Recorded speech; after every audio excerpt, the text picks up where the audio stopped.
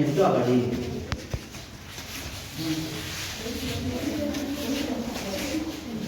दाहिने खुट्टा पछाडि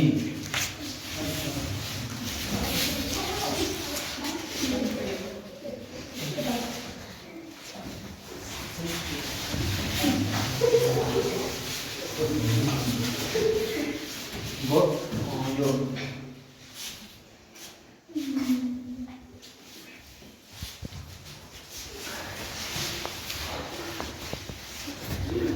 देब्रे खुट्टा अगाडि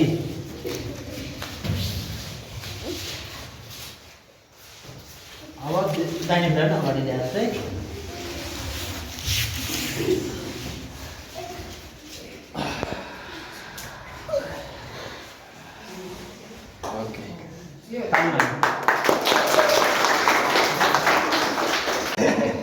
यो अब अहिलेसम्म हामी सिक्यो होइन आसनहरू अहिलेसम्म गऱ्यो सिकेको आसन अहिलेसम्म गऱ्यो अब हामी गर्छौँ एउटा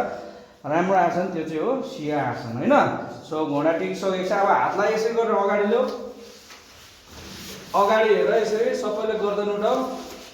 अब जिब्रो निकालेर हामी सिंह जस्तो गरिदिन्छ ओके 1 2 3